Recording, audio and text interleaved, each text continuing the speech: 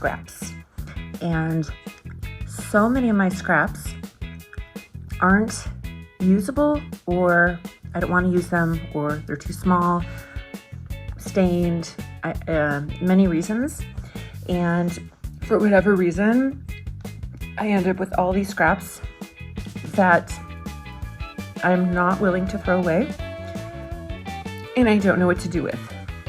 So what I do every once in a while is spend an hour watching a video or something, and I shred into tiny, tiny pieces, scraps that can be used as filling for pillows, dog beds, you name it, just used for filling, not getting wasted. I can give it away, it doesn't matter to me. So I have a little method to make my scraps that helps my hand not get too tired from the cutting motion. And maybe I need some sort of like shredder for this process. I would love to do this on a mass scale and be able to really help get some stuff out of the garbage. So I have scraps that I just threw over here. I'm going to go through. I'm not going to use them all. I just grabbed a few out of my stash, and I'm going to look at them. And then I also found this. This is definitely not, well, some of it is from me. This is something that was given to me. I don't buy this type of yarn, and somehow I'm assuming an animal got a hold of it with some of my other yarn and turned it into this. I am not gonna spend a year of my life trying to pull this apart. It's not anything I like anyhow, and there is no way I'm gonna do that.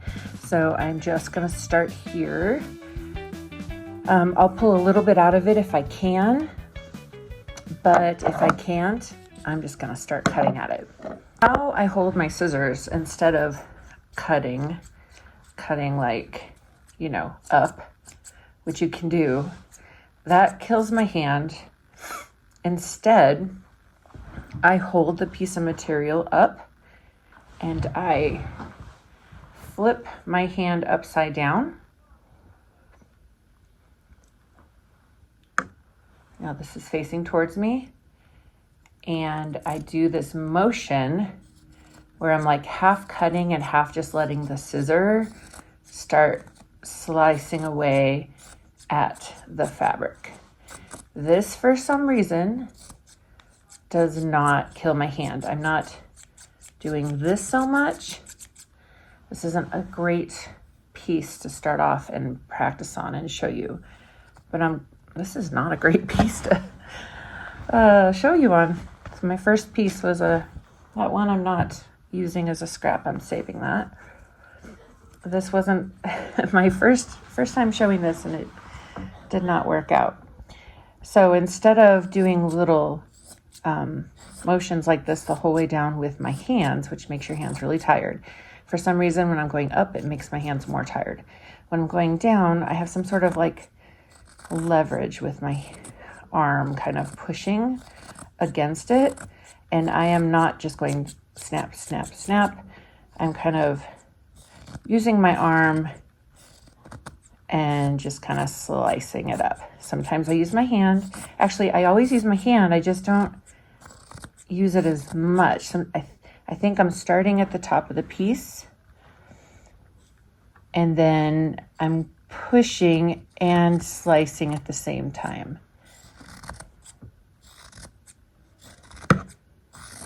And this doesn't bother my hand doing it for an hour. If you're using it like a scissor, your arm's getting your hand and your wrists are going to get so tired. But if you've got this motion where it's like the scissors are just pushing against the material and you're not snapping the scissor closed. I hope I'm explaining this well, but this is how I found to make little itty bitty pieces of filling out of old material that I'll never use.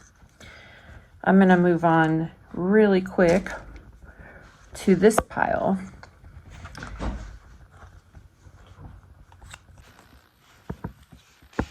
Here's a little wad that I really could probably tear apart, but I'm just not going to. I think I would just kind of go at it and just no rhyme or reason and just cut it up. And then I would pick it back up and give it another go.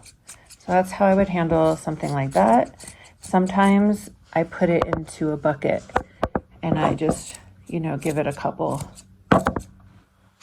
snips like that. I won't do too much of this at one time because now I'm cutting more and I don't want to make my wrist and my hands tired. So there was just a few bits of that.